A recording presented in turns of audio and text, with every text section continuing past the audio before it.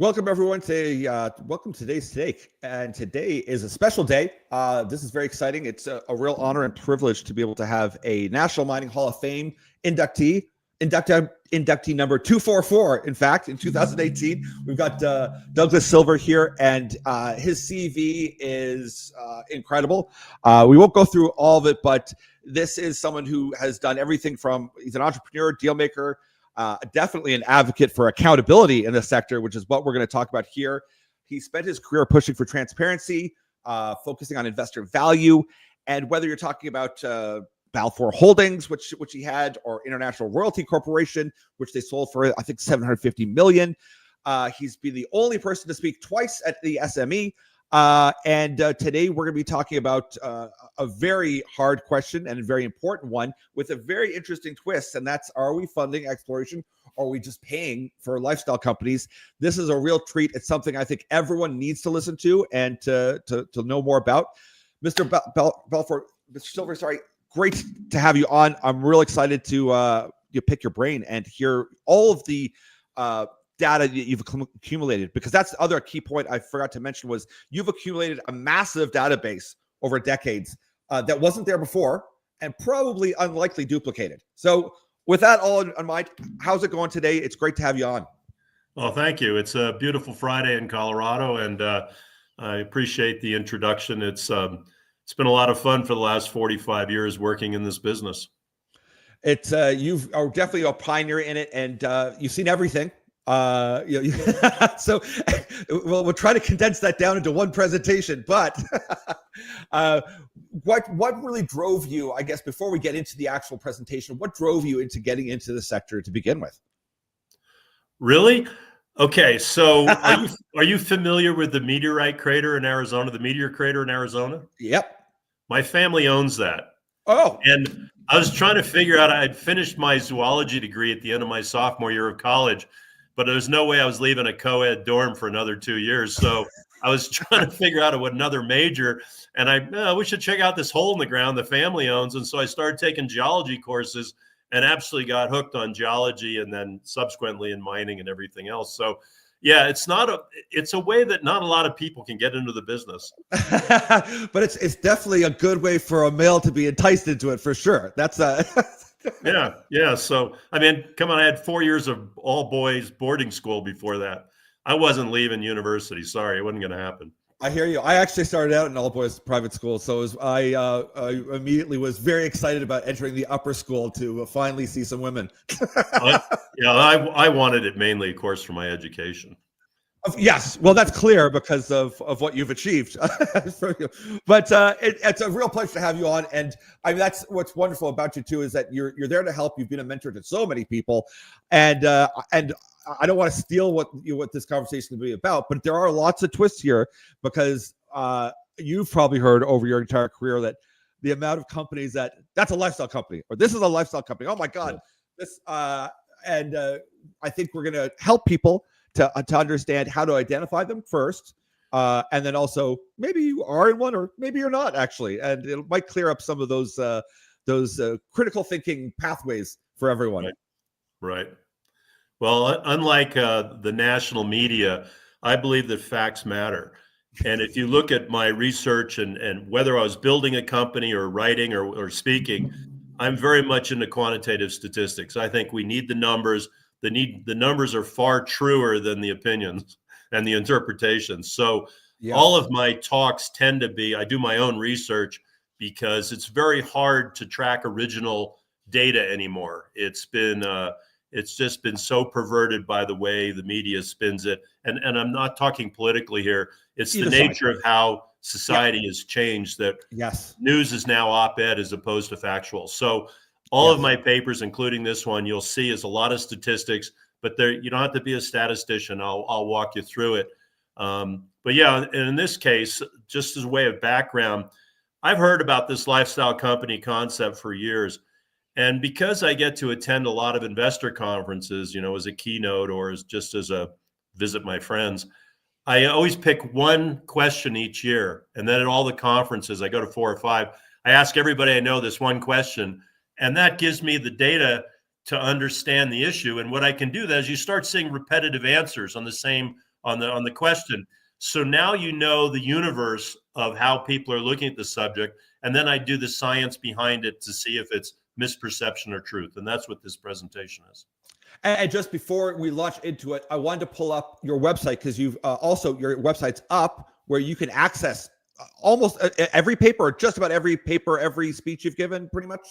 Everyone I could find. Yeah. If you look in the top right, you'll see it's broken into 4 areas.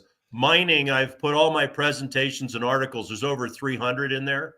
I also spent 10 years sponsoring graduate students in fisheries science. And cool. I have a number of peer-reviewed articles in fisheries science documents. It's my second life of my 9. And then the third one I'm an avid fly fisherman, and I post my fly fishing trips. So it's great. A mix of passions for all walks of life. And it's absolutely. It's great because then people get to know exactly who you are and how and what you like. I think that adds a lot of flavor too. That it's not just academic and it's not just or business. People can see that, holy smokes, this is he's applied the same technique to either fly fishing or how he goes about his trips. We talked a little bit like you're going off to Australia. That the pre-work to go enjoy yourself on a trip takes a lot of effort in and of itself. Yeah, and the thing I found is. I started to have a lot of retail investors saying, how do we follow you? And that's what triggered it because, when they asked me that, I said, well, I don't really like stalkers, but they meant how they could keep up with what I'm talking about. Yeah. And that's what inspired me to put the website. And we only launched it this week. So everything on there is in PDF files. People can download as much or as little as they want. And I would bet that it probably represents about 90% of what I've published or presented. There's a few going back that we just can't find the originals anymore. But anyway, everybody can help themselves to it. And it's a way of giving back and particularly to educate people, particularly retail, on the business. Because I'm considered an expert in this business and I have a duty to share that. So that's why I do these things. And that's what I think is so critical is for people to get access to someone who, once again, is a mentor in this space, has had a ton of success, but also in the Mining Hall of Fame, you're getting to hear the reality. And it's not just we could opine stories and talk about interesting, fun stuff, but it's also, this is data driven. And when you can mix the two of them with a little bit of fun stories, but then also, no, here's the data. I know everyone wants to say it's a lifestyle or it's a pump and dump, but anyways, I'm moving too far ahead into your presentation, and I'll stop right there. So we'll let you at it. And once again, everyone, I'm glad that everyone is on board to watch this because this is critical. We're sitting at I think a key point in time, and you can tell me if I'm wrong, where we're hoping that there's a big run in mining.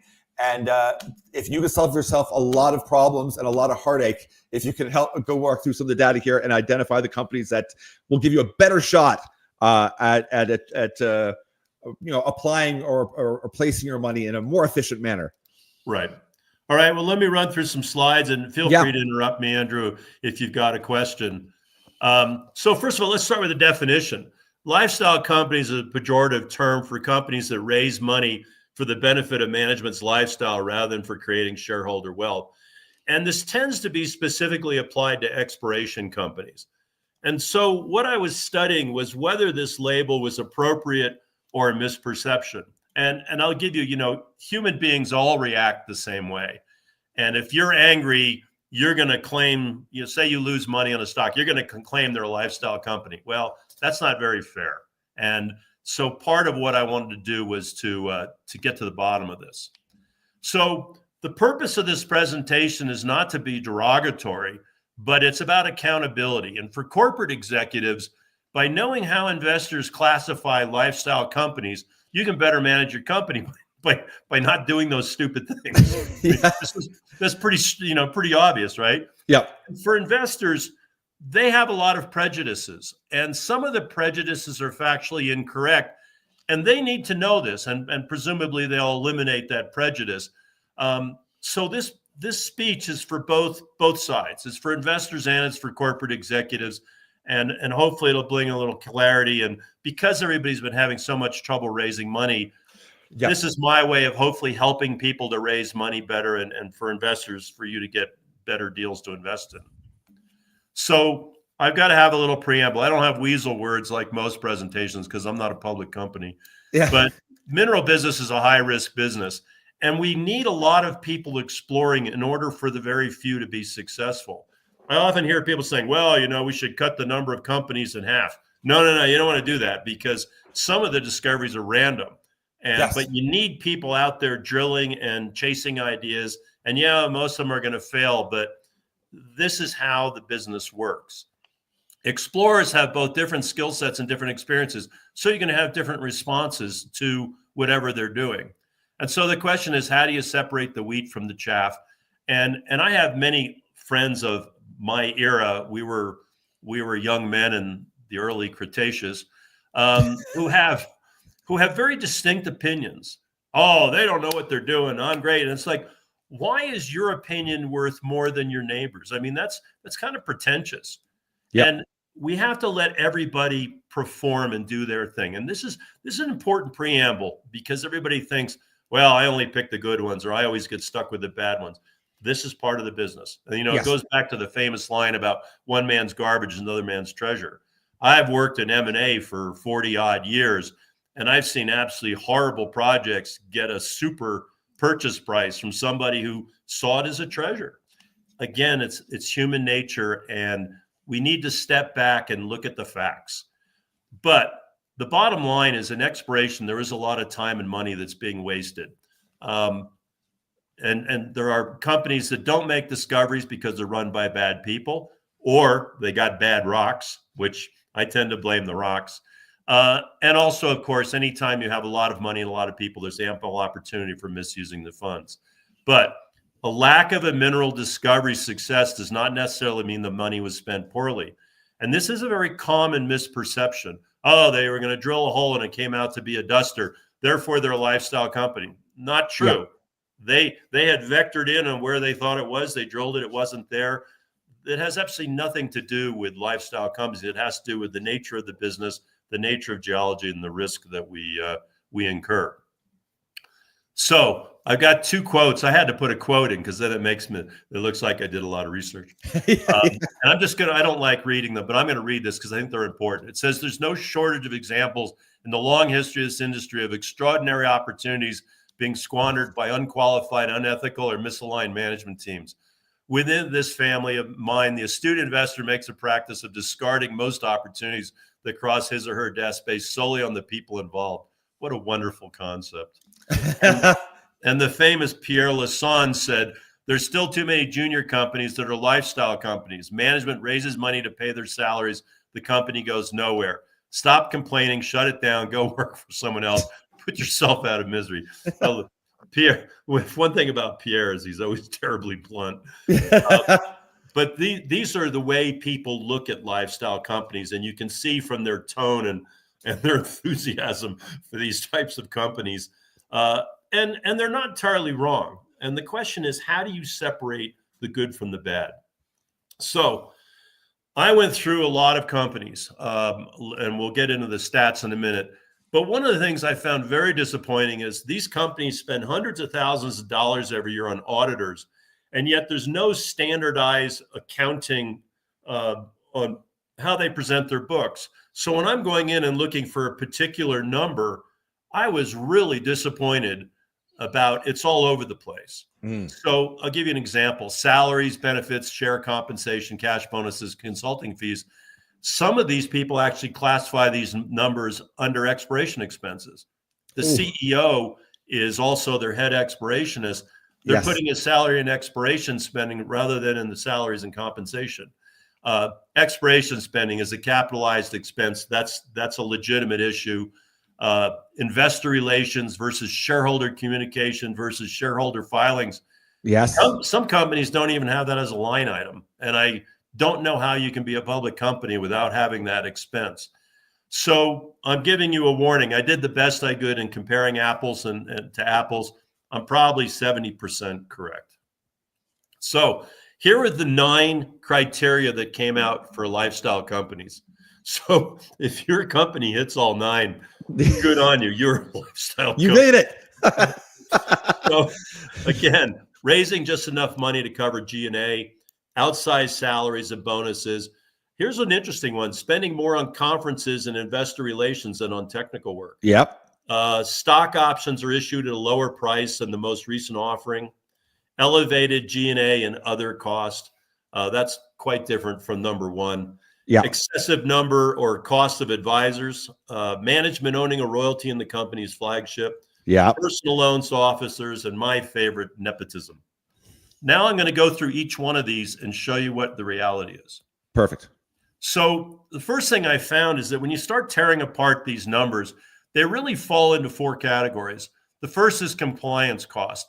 Basically, what is the fundamental cost to have a public shell company? And this is, legal, accounting, regulatory filings. It does not include salaries or anything else. Just, if you think about a shell company, what is it? It's empty, but in order to be in compliance, it's got to spend X dollars. The second is salary and benefits. The third is investor relations. And the fourth, obviously, is technical work. And this is important that you see these four quadrants, because that's how well, you don't have a choice. You're going to listen to it for the next 20 minutes either way.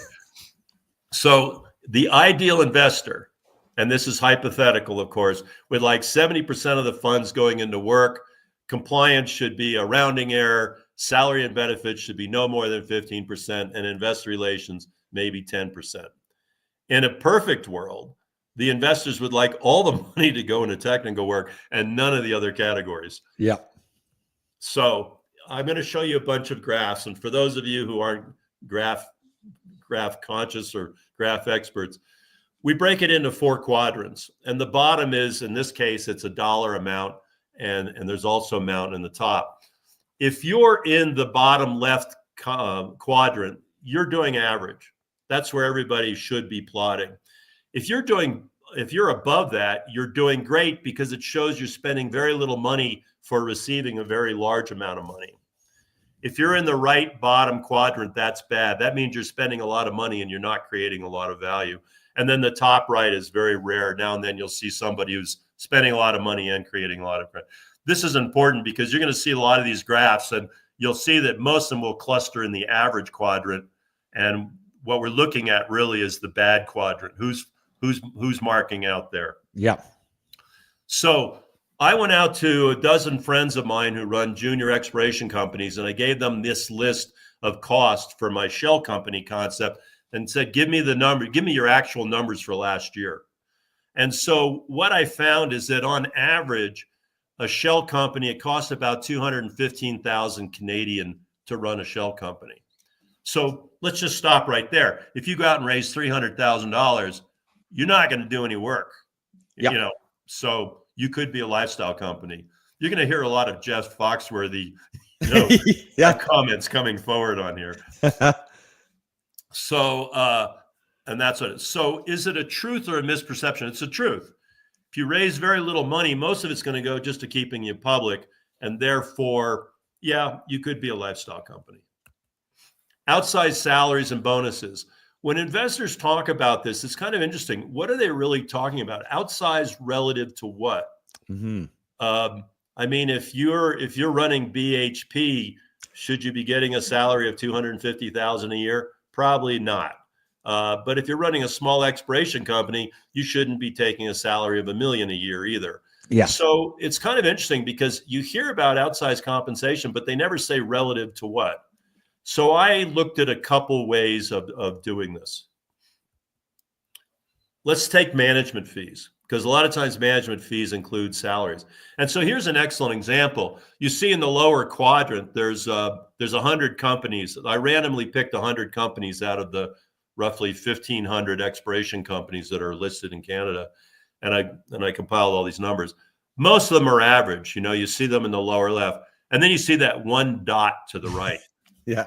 So look at it. They're spending over $3.5 million a year in management fees, and their market cap is less than 20 million.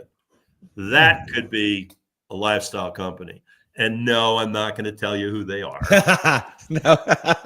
But then again, look at the top left thing. You have two dots up there where these people are spending very little in management fees, and they have very high market caps. Those are the companies you'd want to take a good hard look at. But just remember, it could be that it's the nature of the accounting. And I can't see it because you've got your banner at the bottom.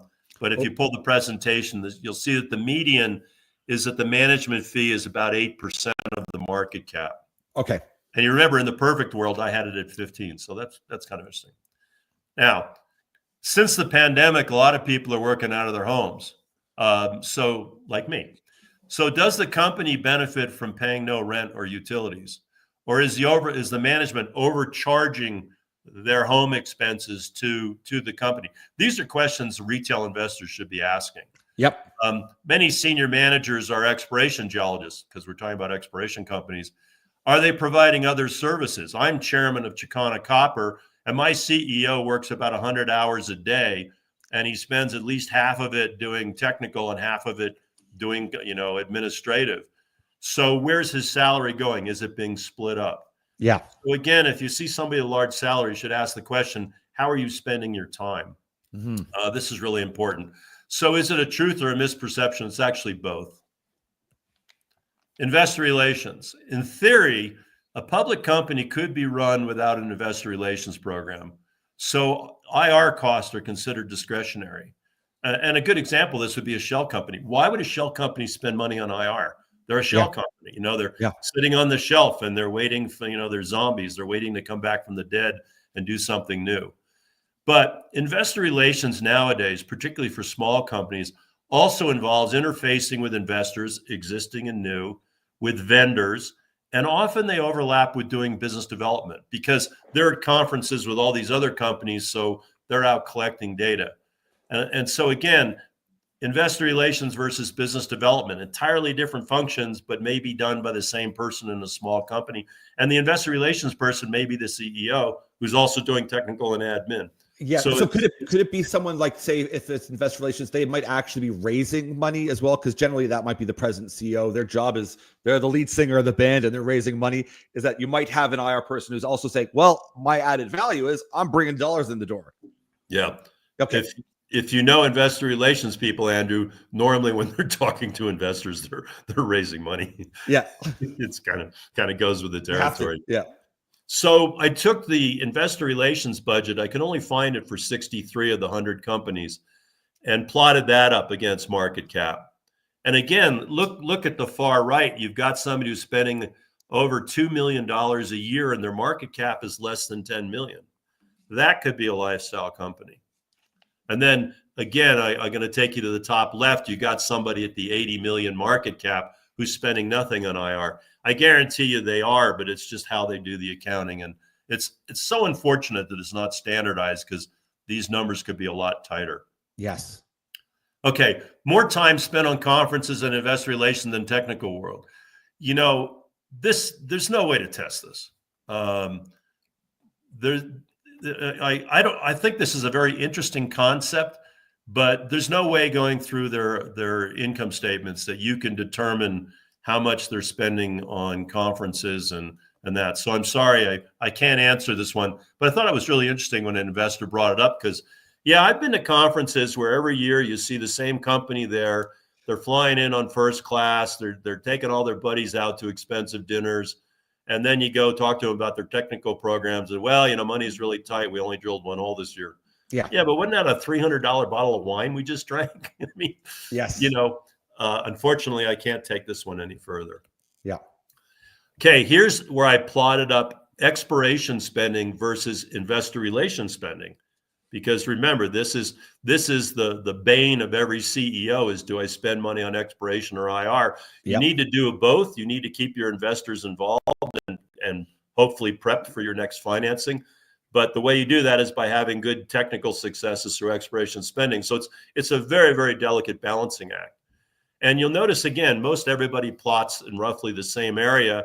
And now you've got two on the right side where they're spending more. They're spending a disproportionate amount on investor relations relative to their exploration. Those could be potential lifestyle companies. Okay, this was a really fun one. Yes. Stock options priced lower than the most recent financing. I randomly selected 100 public companies and compared their financing price per share to their closest stock option issuance. And I was really searching for deals with options that were issued after the financing. And only 3% of the options in this data set were before the financing. In other words, they issued themselves stock options and they went out and did Yeah. a financing. And this data set, by the way, includes more than exploration companies. And I randomly selected financings between January and May of 2024. There's hundreds. I mean, there's so many every month. 83% of these companies issued no stock options after their financings. And 10% issued stock options at higher prices than their most recent financing. 7% issued them lower than the most recent financing, which is a very small percentage. Yeah. And of that 7%, 6 out of 7 issued these options 90 days or more after the most recent financing. Ooh, well, yeah. I mean, the markets are rapidly changing. If you're issuing stock options 3 or 6 months after your financing, I'm not really sure you can equate the two. Yeah. You know, if you do a financing and the next week you offer yourself stock options, okay, that's kind of blatant. Yeah. But like I said, 6 out of these 70, it was more than 90 days. The world changes an awful lot in 90 days. Yes. So my answer on this is that this is a falsehood. It's very, very rare, and yet it's a very common excuse that investors use for why you're a lifestyle company. And it's a misperception, really. So then I took the other cost because unfortunately that's how the accounting is. And basically I try to look at all of the cost other than technical work cost. And the median was about 750,000 Canadian based on 100 companies. And again, most everybody plots together. There's one dot there in the right, in the bad sector, right? And I'll bring it up right now because I know somebody's going to ask it. It's not always the same company. Yeah, are they all the same? Who is that one in all the charts? No. Each one of these graphs, it's a different company, so it doesn't work that way. But people, that's always the first question I get. You know, who is that bad company? Yeah. So then again, looking at exploration spending versus market cap, again, you have one different company. You have one, but you notice there's a massive clustering down low here. The very small companies are, they're spending what they can. But, if you use the 5 million vertical for exploration spending, more than half of these companies are way down there. So those are fairly efficient companies is the point. And then you've got the one where they got a $25 million market cap and they're spending $12 million a year on exploration spending. You know, that's a lot of money for your market cap. Yeah. Okay, so when you boil all that together, and remember the ideal one I gave you at the very beginning, this is how the actual distribution is. Over 50% of the money is going into technical work, which is good. I mean, that's the way it should be. Compliance costs are 12%. There, I had 15 on the original one. I think I had 15. Anyway, I don't think investors always appreciate how expensive it is to run a public company. Yes. And having worked in both public and private, one of the things I like about private companies is, one, you can be stealthier. You can run around and not tell everybody what you're up to. But the other is you can get rid of these costs. You can really save a lot of money by not being public. But it takes a different class of investor to invest in private companies. Salaries and benefits were almost 30%. And obviously, think about this. The smaller your company's market cap, the larger the impact of your salaries and budgets. Yes. It's just mathematically that's going to happen. And there is a minimum. I mean, I've worked with companies where management isn't taking any salary. I know others that are continually cutting their salaries if they can't raise money because they want to put it into the ground. But you know, the 3 P's of investing. You have the people, you have the project, and you have the plan.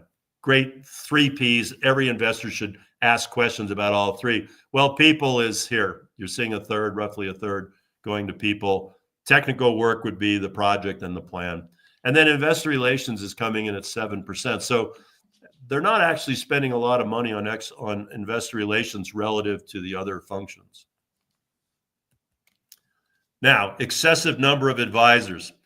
Interesting interesting question, but who knows how many advisors are the correct number? I mean, this should be a management call.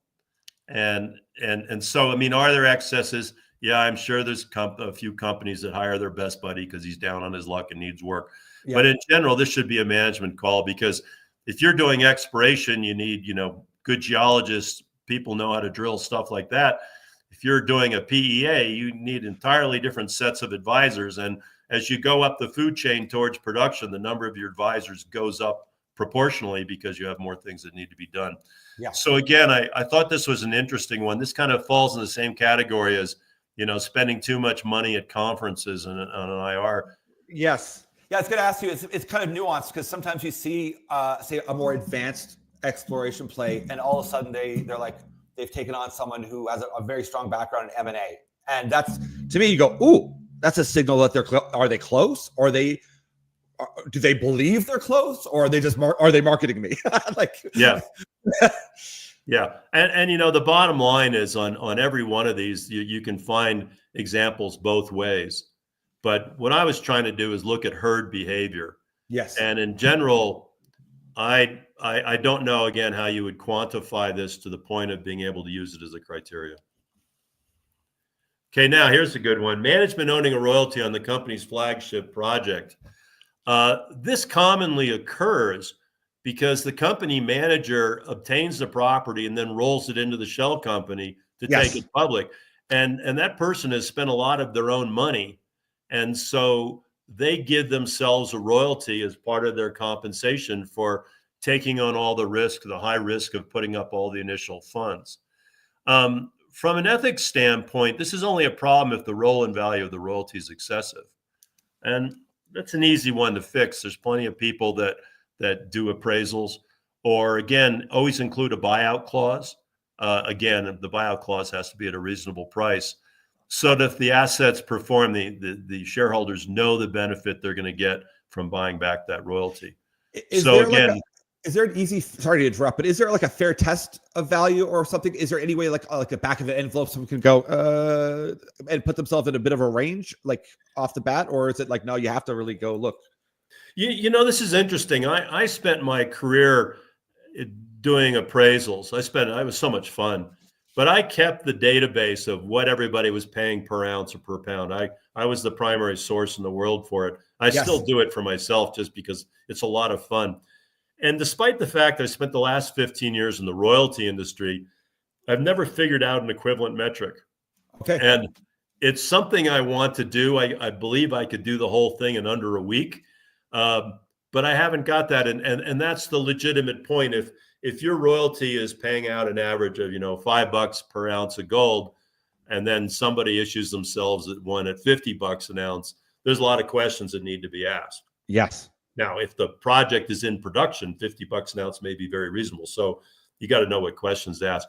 But I've been meaning to, that's on my to-do list this year, is to actually, because I have a database of all the royalties in all the royalty companies, about 2,000 of them. Yes. And I could develop them, and I know what they paid for them and everything else. I could develop a model pretty quickly and do exactly what you're saying, Andrew, is test it and come out with an advisory saying grassroots exploration with no resources are going for X dollars. I could do that, but I don't know. It's competing with my fishing. Yeah, I was gonna say, you've got trips to fishing.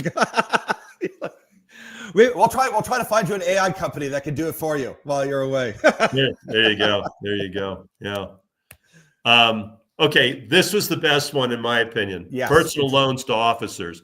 Obviously, this is an interesting one, but all of the loans that I found were from the officers to the company and not the other way around. So this is a misperception. In 99.99% of the cases, it's the managers lending money to the company, not the other way around. So, if anybody finds out one, I mean, I've run public companies. You shouldn't be lending money to any individual in your company, as just a good rule of thumb. But I wasn't able to find any in all the loans that I looked at. So this is a misperception in my book. But if you find a real case, well, then, yeah, you got a legitimate thing. Yes. Yeah. Okay. Nepotism. The last one. Love this one. There's nothing wrong with nepotism as long as you keep it in the family. So Investors do not like families working at the same company. And the reason is they're questioning, are they qualified for the job? They're Yeah. getting preferential treatment from the boss, and are they getting overpaid, right? But then we have mining dynasties like the Kevels and the Lundins and the Goodmans. Yep. These companies are built on the back of nepotism, and they've all done phenomenally well for investors. Yeah. So on the first part, if I was an investor, I would be asking, the CEO, why is your son working or daughter working for you? What are their qualifications? Ask these 3 questions up top. Yeah. But don't write them all off if they have family members because of the bottom thing. Yes. So this really depends. And again, one of the things I found with investors is they're not always sure what questions to ask. Hopefully this presentation helps you in knowing or asking the right questions. Yeah, because it's very important to know, like, oh, well, my daughter was with me since I was 7 years old, hanging off the side of a mountain, prospecting. Like, okay. And then she went to school to study, the data. It's like, well, that's very qualified then, rather than someone just thinks, oh, you just put your son in the role because he wanted a job. Like, yeah, my kid graduated with an undergraduate degree in history, yeah, and now they're my chief financial officer. Yeah, I can see that raising a bit of a red flag. Sure. Nothing against history buffs, but Yeah. Yeah, okay. So now I want to talk about the NEX exchange. Okay. Yeah. You want to ask me something before I move on? No. Go. Yes. So the NEX exchange is the lowest of the stock exchanges that the TMX Group, by the way, owns the Toronto Stock Exchange, the Toronto Venture Exchange. And the NEX exchange is where companies go when they no longer qualify for the higher listings. Right now, there's a total of about 280 companies. NEX is basically an elephant graveyard for mineral companies. 60, and I've actually done the math here. I've gone back 15 years looking at all the NEX companies and their birth and death rates. Different study, but it's something that interests me. Yeah. 62% of the companies that go to NEX die by being delisted. 20% get upgraded, and they upgrade to a different exchange. Like you'll see a lot of the NEX companies going on to the CSE. Okay. Or they change their name, which is an entirely different talk. 11% are still active since their listing. So 11, 10%, use 10%. If you're buying NEX exchanges, you've got a 1 out of 10 chance that they're going to be here in 3 or 5 years. Wow. And then I figured out, because I track when they're born and when they die, 87% of the companies died within the first 5.5 years. Wow. I mean, if you go on the NEX exchange, you're already a walking zombie. How the hell do you last 5.5 years? I figured that number would be really compressed, like months. It would be, yes. Yeah. And this is looking at, 280 companies, or actually it's looking at more. So anybody who moves to the NEX would probably be considered a lifestyle company, because they're continuing to get funding while they're on life support. Yes. So you're not going to see them active other than being shell companies. So just a heads up that if you see an NEX company, you need to make that really tough call about, is this just temporary, or are they on their way to the graveyard? And by the way, because there's so many NEX companies, I think this is why there's so much chit chat about lifestyle companies. Okay. Yes. There's that. I think that connection is where you get your volume from. Yeah. Right. Okay. So I've got 3 examples that I want to share of interesting misperceptions. So a company raises 12 months. They spend 12 months trying to raise money. And if they don't have any money, it means they can't get a lot of work done because they don't have any money. And so management took multiple salary cuts. And the final round, they were down to 20% of their thing. So they were doing everything they could to keep the company going while they raised money. And during that time period, they put out very few press releases because nothing material was happening. And, you're not going to go out and say, oh, we met 20 investors. They all said no this week, Yeah. So they had very few press releases. The lack of press releases is interpreted as being a lifestyle company. Yes. And to me, this is a misperception. These and I know these people personally, Yeah. they're working their butt off, dialing for dollars. And they did the appropriate thing, which was to conserve their cash to try to raise money for what they were doing. And And they actually complained to me that our stock's getting hammered because we have no press releases. Well, that's Yeah. part of running a public company. You need to continually feed the audience with your activities so they know whether they support you or not. Yes. So in this case, I think this is a misperception. But I'm not really sure how you get around it. Number two, this was an even more interesting one. Yes. Yes. I was telling Andrew before that people are always giving me the names of lifestyle companies or companies they believe are lifestyle companies. When I was doing this research and reaching out to people for information, a surprising and alarming number of them are run by dear friends of mine. Just kind of threw that out. And this is one of these stories. Yes. The company sold an asset. They did very well. They made a huge rate of return.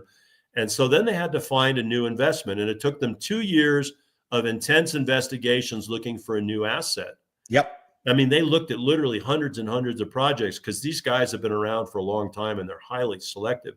Yes. But again, they're not putting out a lot of press releases while they're looking. And again, Yes. the lack of press releases was interpreted as being a lifestyle company. So the point between case one and case two is that if you have a company that you've invested in and all of a sudden they go silent on you, find out why.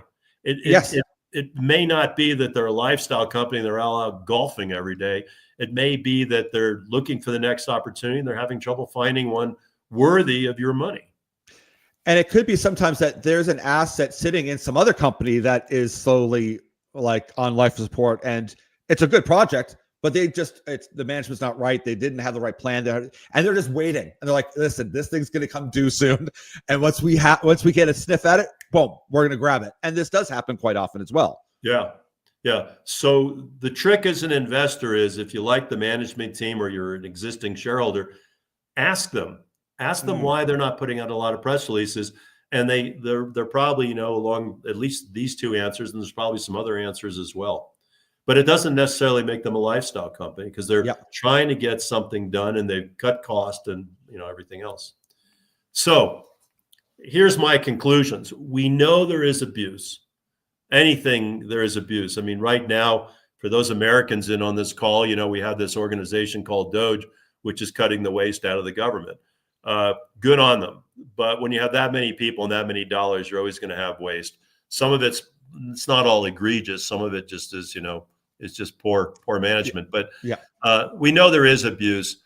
But in my opinion, it's a lot more rare than it's getting credit for in the investment community. But it carries a great weight with investors. Yes. And my comment is, one bad apple does not ruin the barrel. But you find this, that bad companies get so much airtime, and that it starts coming across as though there's an epidemic in the business. And this is just one of many, many examples when it may be one of the only examples. So part of the problem here is the impatience of investors. Exploration takes time and nature is your enemy. Yeah. As somebody once said, nature is a shareholder who gets a vote. Yeah. And when people get impatient or they're concerned that their investment's not performing well, this leads to judgments, and many of these judgments are not rational, or they're not based on fact. It's just a lot of them are emotional.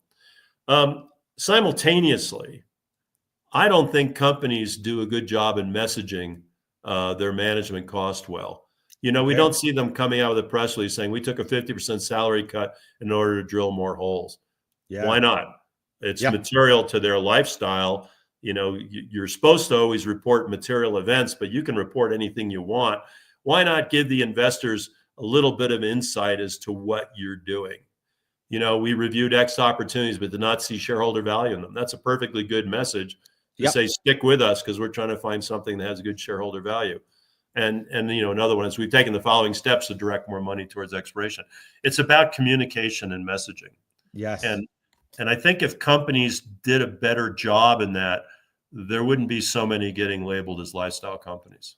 Yes. And would you say, and you've come across that, to lose, say, a shareholder, does it take like twice the effort to get them back? Like even if you had good results, like you may not even get them back. Like if you lose them, they're gone.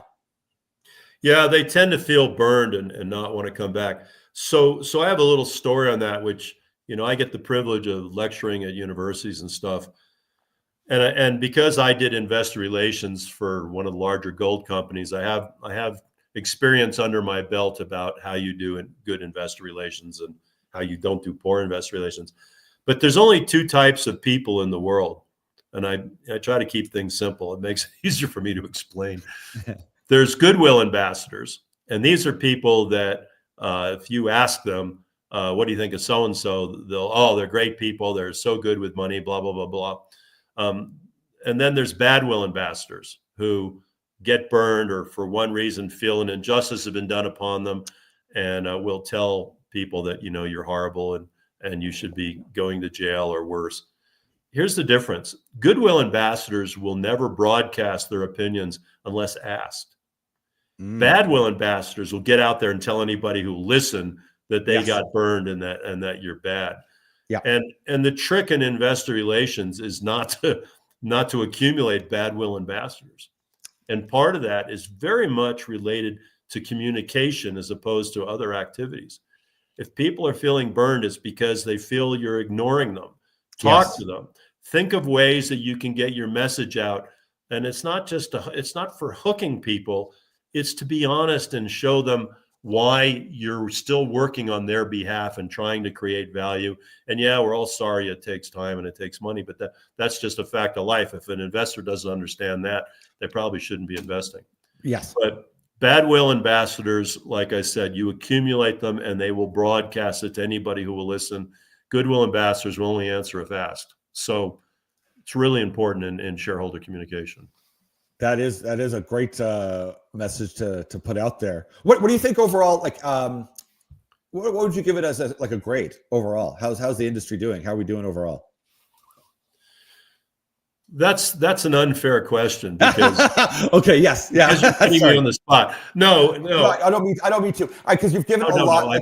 You can't put me on the the I can answer pretty much anything you throw at me. So here's the thing. It's a full spectrum. There's people who are good. There's people who are bad. There's projects that are good, projects bad. I have a bigger study. I'm going to go to the final slide because you kind of segued me into it. Sorry, I jumped. That's all right. So I'm doing a much larger study right now. I've been doing it for 2 years about, are there too many mineral companies? And this kind of goes to what you just asked me. Are there too many mineral companies? And I'm doing the science behind it, and I've got data going back to 1965. And what I have to do when I get back from this upcoming vacation is I've got to load everybody's annual reports for about 1,500 companies times 10 years. So 15,000 companies into the database so that I can look at how companies, where the money's going. Yeah. Because the lifeblood of public companies is money. So we know the exploration industry is getting hammered. They're not being able to raise money. So has it, over the last 10 years, has it changed and is preferentially going to only the bigger companies? Or is there other factors? That's the big science. But the answer is there's good, bad, and there's the ugly.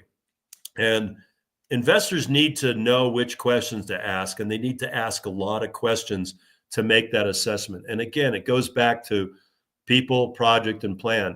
The project's the easiest part because everybody publishes their 43 101s or so. That's the easy one to get. And usually people tell you what they're going to do with the money because they use the proceeds. It's the people part that is hard. And I can tell you, because I worked in private equity for 10 years, we had a company that had built 2 mines on time and on budget. Ooh. Those are the kind of companies we want to finance. Yes. So we did.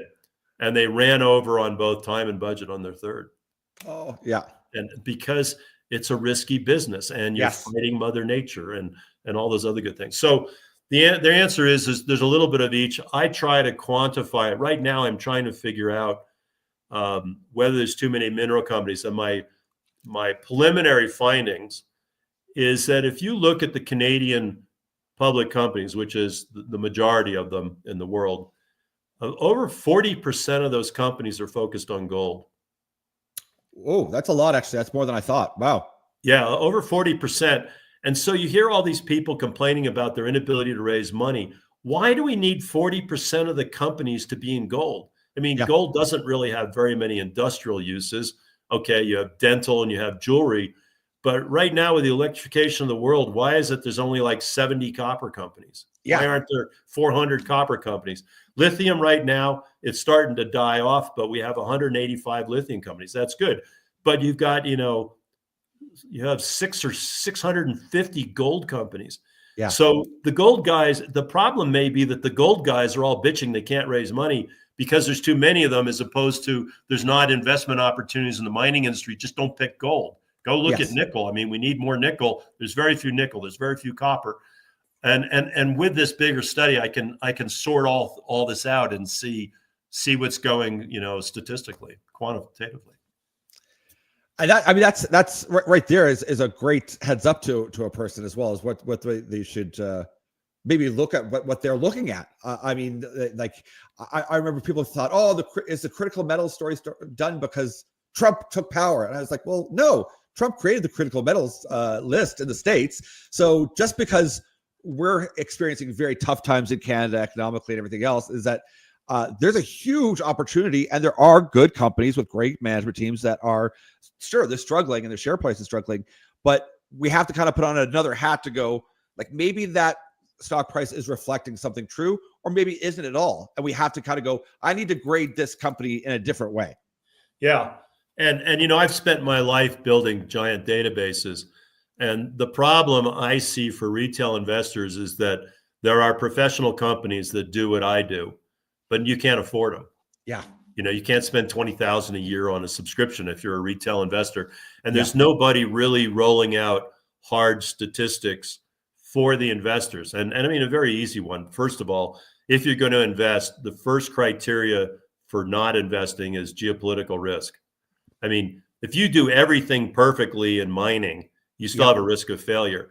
You then stick that in some backwater third world dictatorship. What do you think is going to happen to your investment? So get rid of those right off the top. And then the next thing is you need to know very carefully the nature of the deposit. If somebody tells you they have 3 million ounce gold deposit, my question is, what's the grade?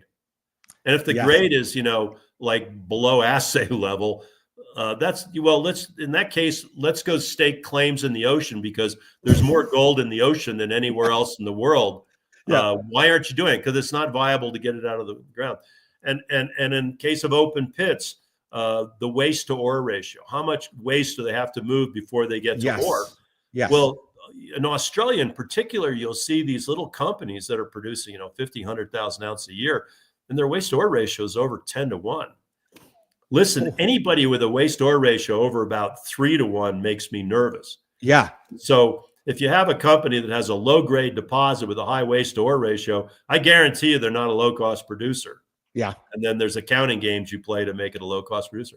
I've done entire, seminars on this subject, but I think there's a lot of basic rules that if you gave them to retail investors, it would save them a phenomenal amount of money. They're not hard and fast. There's always exceptions. Yes. When somebody has a very low capital cost, it always raises a red flag with me, because most of the companies that build mines always run over on cost.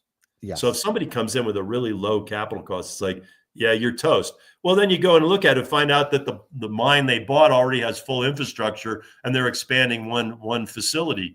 Well, then it makes sense that they have low cost. So you got to learn to ask the questions. And I just wish there was more statistics provided to retail investors. I think it would help them a lot in not losing money. Yes, it would. Someone's going to be calling you up for your database. Well, they just, like I said, go to my new website. All my speeches are quantitative. There's a lot of facts and figures. I've been giving a speech every year to the Geologic Society of Nevada, and I always make a point to show them what people are paying for gold deposits in Nevada for that year. So you go to any of my GSN talks, it's called the Silver Summer Series. I've been doing it for over 20 years. There's usually always a slide in the back that says, here were the gold deposits sold in Nevada this past year, and here's what people paid for them. That's brilliant. So my website does have a lot of stats of people, and if you're free to download whatever you want. See, that's really great. And this is also an extra bonus of having you on is even when you're away now fishing, people can go to your site and do some homework. Well, and it's interesting, but just taking it one step further, Um, I'm thinking about starting a blog, um, because right now I can publish in the major mining magazines, but I also have, like, I would like to talk about my opinion on tariffs, but no Yes, professional society is going to publish that. of course. Yes, yes. So I'm thinking when I get back from my holiday, I might start a blog where I can put these short vignettes of things I'm thinking about, and so that'll be added to the website. There's a section on videos. I would love to link your video to this, so again, people can find Yes, me and find you. Uh, but it's all part of giving back with this, with this website. And I then there'll think. be more stuff coming. I have a big study I'm taking on the airplane to do the analysis and write it up, which is everything you want to know about mineral streams. I've Oh compiled yes, I've compiled all the mineral streams that have ever been done, and I'm going to talk about the history and how they're evolving and all this sort of stuff. Where am I going to publish that? I'm not going to put that in a technical magazine. That's for investors. yes. So And put it the on my great thing website. too, You can have it. I think if you had a blog, it'd be fantastic because it's everyone in the technical community would know who you are, and we need you to be able to reach out to more retail, and then to translate. Because often I even get people that they'll look at an assay and they'll go, "Yay!" and they're like, "Wait, what does that mean?" Yeah. Because it's tough. It's tough. I just assume that if they're invested, that they spend all their day, like I do, looking at mining. And Yeah. you forget that no, they've bought Tesla, they've bought something else. They're talking about robots, and then they go look at something and go, "Oh, is that good?" Yeah. And I forget that. And we need someone to translate to someone to say, "Wait, for that geology, for that region, for what they're looking for, I think that looks low." And you might say, "No, that's great. Like this is why it's great." Yeah. Well, and particularly if you take lithium, lithium comes in about 5 different forms. So you've got to know how to convert one type of lithium to another in order to stack them up. And as far as I can tell, you can get the tables of how to do that, but I've not seen anybody take the 200. It's only like 200 lithium projects and Yep. say, here's how they stack up on a ton and grade, and the grade is all presented in the same units. There's an awful lot of Yes. stuff like that we should be doing for the retail investor. And I think the institutions like it as well. I do get to speak at institutional conferences because they're like, well, nobody else talks the way you do. Well, I've been in this business. I see things other people don't, and then I start Yes. thinking about them. Yes. I've been tracking the birth and death rate of this industry for 40 years. Yeah. And a very simple article I should put together is which types of companies are getting bought by other companies? Yes. Is it the mid-tiers? Yes. Is it the juniors? Is it when you have a resource that's over X ounces, then somebody wants to take you over? I have all that data. I just haven't had time to write it up. But I think it would No. help people, Absolutely. I mean, we would love to pick, and this is what's great is to be able to pick your brain to share this. And listen, I know you need to go, and I could keep asking you questions, but I want to ask one and tell me if I'm on the right pace because it is. We've had lots of challenging times in the especially the exploration, but right now it's particularly painful. But I'm a bit of an optimist, and I look at what's happening with changing logistics, changing partnerships, changing larger scale geopolitical friendships and whatnot. Is that maybe I'm completely delusional, but I see there's a huge opportunity for Canada that if we play our cards right, there could be a massive swing to recognize that we're a resource country. We've got tons of metal safely stored in the ground that if we extract it out properly, would make us very wealthy in Canada, but also with a very near-term partner who needs tons of data, energy for AI, needs tons of copper for infrastructure. I mean, to me, it seems like we're possibly in the most painful before there's sunlight at the end of the tunnel. What's your thoughts? So are you familiar with the investment conference called Investing in the North? No. Joanne Jobin puts it on. I think it's in June every year. It's held in Quebec City. Okay. She started it like 3 years ago. I think 3 years ago. I was her opening keynote speaker. And the whole presentation was why Canada's the center of the mining universe. And that presentation's on this website. Go down 2 or 3 years, you'll see it. But it is chock full of statistics about Perfect. why Canada is the center of the universe. And it's all statistical. Yep. I've had CEOs of the major brokerage houses in Canada going, "We didn't know that." It's like, how the hell can you be in the business and not know that? But again, if you want to, if you want elbows up and you want to be pro Canada, go take a look at that presentation, because there's a lot of numbers in there. You're probably not aware of how important Canada is. So that information's available if people need it. Perfect. And we're going to find that. We're going to link it too. And if for some reason anyone of our followers has problems, just email me. We'll get it to you right away. Because whenever things get tough, I always assume that there's an opportunity. And I'm sick to death saying that Canada has an opportunity and it could be fulfilled. But I don't know. I feel like we're very close. We're very close. And certainly those that have been in it longer than I deserve a run, a big positive mining run. I'm looking forward to checking out that Investing in the North presentation to look at some of those stats. Well, you should. And I think it's in the presentation, but the U.S. imports more than 50% of a lot of critical minerals from Canada, which tells me Canada does have leverage in these discussions. Yes. Along with the hydro in Quebec. They should have just hit the switch on that one. Yeah. But no, I mean, Canada will always play a role. Now, Canada tightened up some of its regulations on large transactions. And so I've seen one company that dropped its Canadian listing and went and listed in Dubai because Chinese companies trying to buy them. Yes. And I've seen some other people make noise that companies should be primary listing should be in the U.S. because nobody can raise money in Canada and there's a lot more money in the U.S. Yeah. I've seen like 2 instances of that out of 2,500 companies.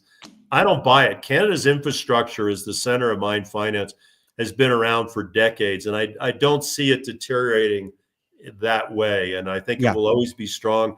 And I got to tell you, I work with the TMX group. They're marvelous people in sharing information for the sort of stuff I study. And they do a very good job of making sure that Canada is first. And don't go to London. London is, you talk about overhead cost, just the cost of being in compliance in London makes it prohibitive. Well, even you'll see a lot of it, but there was some brouhaha about, hey, should we list maybe not the ASX, but in Australia, because maybe they're raising money a bit better. But once again, it's time, value of money, plus how long is it going to take to list and how much is it going to cost the capital? Well, I think the biggest problem is Australia doesn't have a lot of money. It's not a big economy. Yeah. And so what are you tapping into? Yes. When I was back when I ran International Royalty, I would go to Toronto for a week doing 8 meetings a day, pitching my wares, hoping to raise money. And at the end of the week, I had met maybe $100 million. Now, this was back in 2005. I'd go to New York for one day, have 3 meetings, and meet 50 billion. Yes. I mean, I never understood the orders of magnitude difference in the money between the two countries. But if you take Toronto as the financial center of Canada and New York as the financial center of the U.S., there's an awful lot of money in New York. Yes. But anyway. How do we entice them? I shouldn't even ask because we'll go down a whole other path. But maybe that's another conversation: is what can we do as Canadian companies, or how can we entice some of that U.S. money? That I would love to say, listen, you've made some money in AI, siphon off 10% and put it into mining. I tell you, I go the other way. I wish the U.S. would adopt flow-through funding. I mean, we've got this giant hoard of money here, but we can't tap into it. But if we had the same tax incentives you guys had, I think you could put a lot of money into U.S. mining. So I would go that way. The rest of it is, we now have totally liquid markets. Back in the day when I was a young buck, Canadian funds, pension funds, could only put 10% of their money into foreign stocks, which was another reason why they weren't investing in U.S. mining stocks. They go, we got 2,000 Canadian mining stocks. Why do we need to invest in the U.S.? Now that rule's gone away. So it's become a highly liquid market. Yeah. And but we don't see the U.S. dollars being translated into Canadian projects, except for a company like Barrick. The majority of Barrick shareholders are Americans. I heard that they are, it was maybe weeks ago, but they were half considering as well. Like, maybe we should move our office to New York. Yeah, I would talk to Mark and tell him to move to Denver. So I got more friends here. So here's an interesting factoid, and particularly if you're paying attention to the tariff arguments, which is the majority of Barrick, the Canadian company Barrick Gold, the majority of their shareholders are American, but they're a Canadian company because they're domiciled in Canada. Yep. Newmont, on the other hand, is domiciled in the US, and the majority of their employees are not Americans because they work all over the world, much the way Barrick does. Yeah. So when people start saying, oh, we don't want those Canadian companies here, well, hang on. Are they a Canadian company when the majority of their investors are Americans? I mean, yes. It's just noise. It's media noise. But it makes me laugh because I've worked globally for 40 years. And these third world countries, or let's say lesser developed countries that want foreign investment, they should be so grateful to the Canadians because they're the ones coming into these countries and they're bringing all the skill sets and the rules of Canada, which are wonderful rules, so much better than the US rules. They're bringing great things to the world. And yet you'll hear a country go, wow, we don't want those foreigners here. And it's like, idiots. Yeah. All right. Well, I'll leave you because I know you've got your plan to finish for your trip. Yeah. But I will say this: we should both get on X and tweet to Elon that the U.S. should have flow through.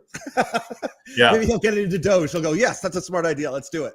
Yeah, I won't use X because Elon owns it. That's it. All right. I'll do it. I'll do it then. I'll see if you'll answer me. Well, I hope your audience got to learn some stuff today. Yeah. If there are follow-up questions, feel free to give them my email. They can reach out to me. Perfect. Happy to answer. I want them to be smarter investors. No, we appreciate this a lot.